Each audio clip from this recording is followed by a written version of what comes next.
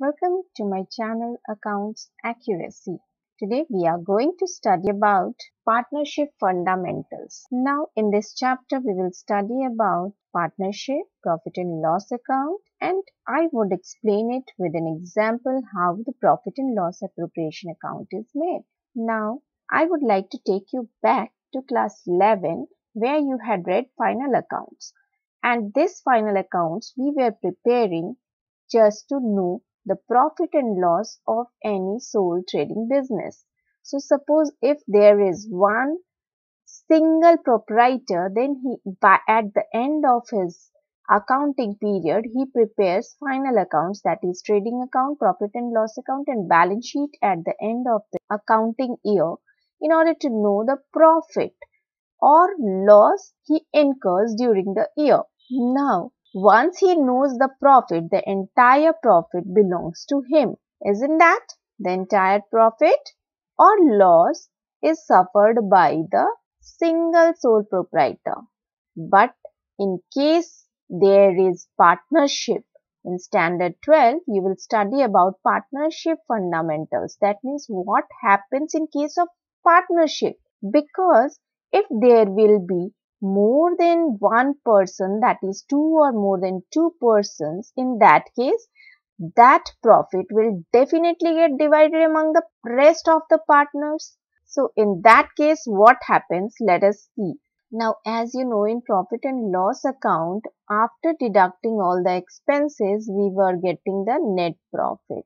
This net profit we were getting after deducting the direct and indirect expenses from the sale. So, here what you notice, the expenses outside, that means that which belongs to the outsiders, get deducted in profit and loss account in order to find out net profit. But the expenses which company incurs on behalf of the partners, then in that case those expenses are not shown in profit and loss account, just like salary to partner, commission to partner, interest on capital. When a company gets capital from the proprietors, then on that interest is required to be paid, then the company needs to pay these expenses also.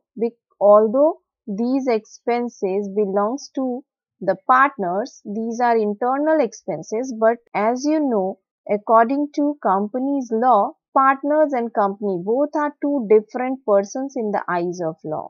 So the expenses which belong to partners are also required to be deducted from net profit.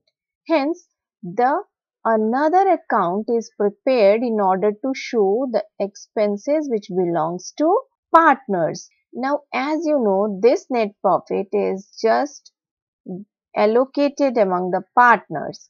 Now, before allocating the net profit among the partners, partners also demand for their salary, commission, interest on capital, and reserve is required to be created. So, in that case, what happens? There is a requirement of another account for allocating the profits among the partners, and that is called profit and loss appropriation account. So, here we go. This is profit and loss appropriation account, in which the profit from profit and loss account we bring.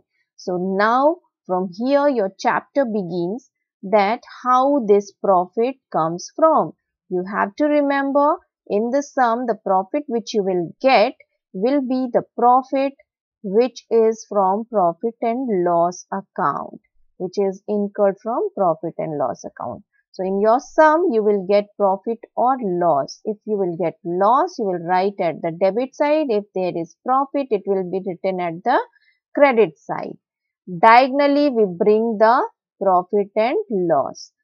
Profit is credited and losses are debited. According to golden rule also, you can remember that.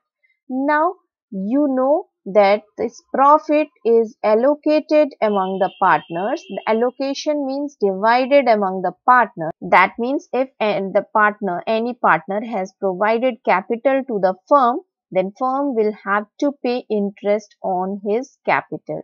Then whatever the rate of interest would be provided, at that rate of interest, the interest on capital will be given. That means to partner A, to partner B. If any other partner is there, then partner C. In the same way, company also creates reserve out of the profit. Reserve in order to meet the future expenses. Salary is also given to the partners, so salary will also be written. Suppose whatever is the amount which is given to A, that would be written to partner B, that is also be written, and the total value will write in the final column. In the same way, if the firm is giving any commission, so commission which is given to A or B, that would also be written, and the total value of commissions paid will be written in final column. Then interest on drawings will be credited. Why? Because if any partner has withdrawn the amount from the firm, then he needs to pay the interest on that drawings. Okay, so that interest which will be paid by the partner to the firm will be firm's interest. So hence that will be credited, because all incomes and gains are credited. These all are expenses for the company, but this one would be company's income. So that's why that will be credited. You will write interest on drawing at credit side. Whatever is the amount of interest that will be paid by the partner to the firm will be credited in the profit and loss appropriation account. And after that, the balancing figure, that is divisible profit, will be found out, and that divisible profit will get divided among the partners. So this is how profit and loss appropriation account is made. Let us see how to find it through an example. Suppose if the company has received net profit 10,000. So this is the amount which company needs to pay to the partners. But before that, as I told, all the partners will allocate their salary, commission, interest on drawing, etc. among themselves. Then only they will allocate the divisible profit. So here you can see, suppose if partner A has been given 500 interest on capital and partner B in the same way has been given 500. So the total value would be 1000, which would be given to both the partners out of the net profit 10,000. In the same way, company may create reserve of 3,000, and then salary, suppose A has been given 400 and B has been given 800. So both the salaries would be provided to the partners and the total value would be written in final column.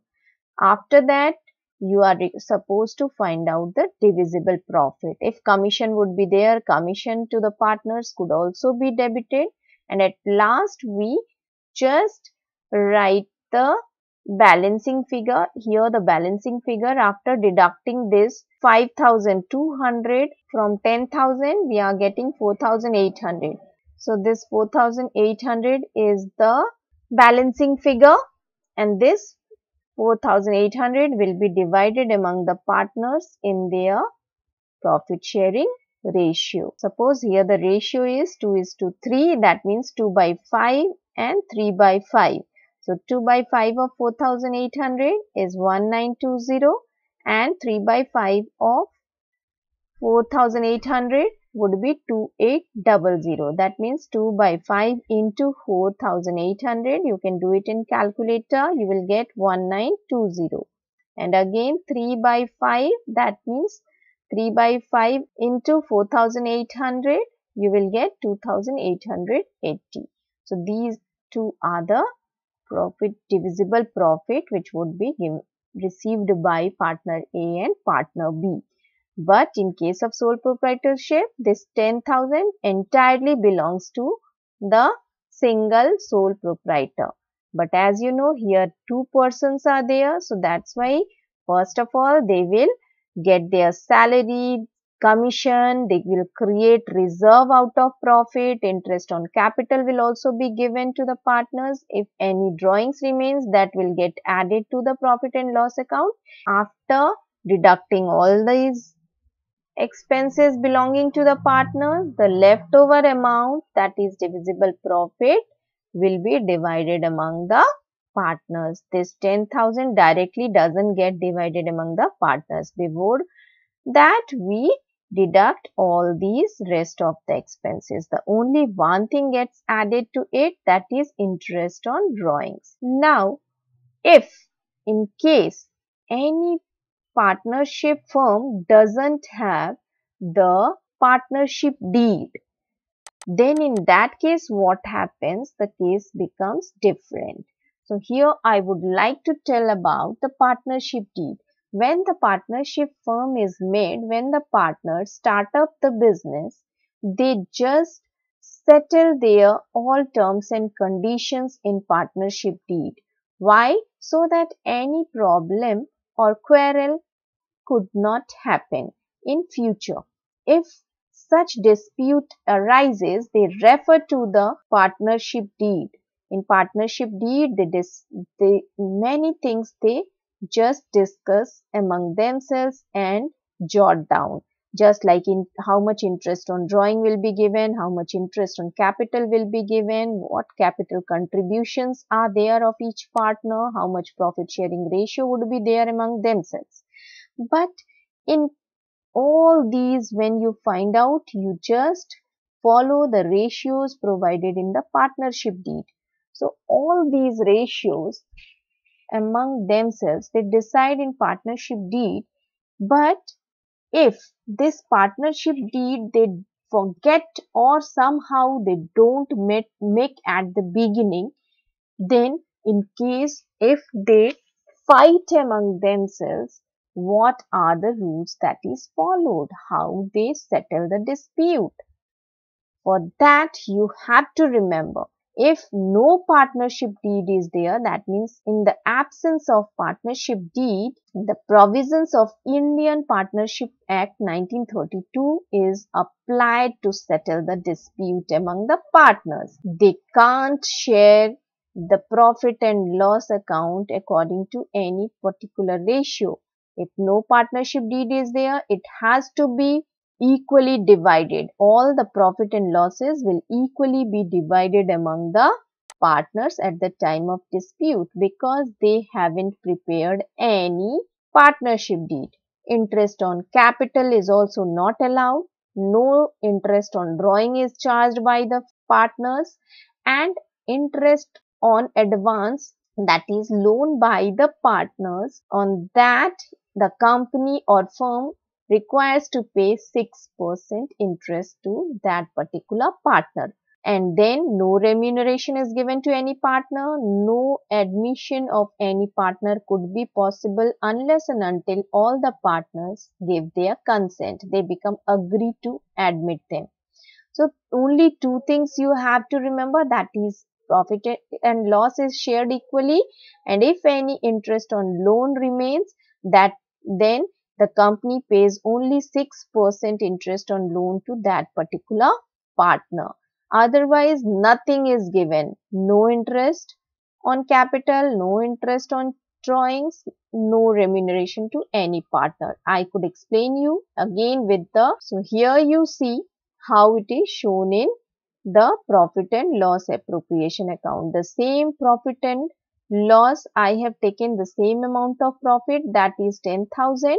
Here we don't have to provide interest on capital, no salary is given, no commission is given. We simply give the amount 10,000 equally among the partners. So this is how we make. If the partnership deed is silent, profit gets divided among the partners equally. So you have to remember, while doing a sum, you have to check whether partnership deed prevails or not. If the partnership deed is silent, then in that case only 6% loan would be given to the partner and the profit and losses will get divided equally. Nothing else. For understanding the rest of the lesson, you need to watch my next video. Till then, bye-bye. And don't forget to subscribe my channel because it motivates me to make some more videos for you.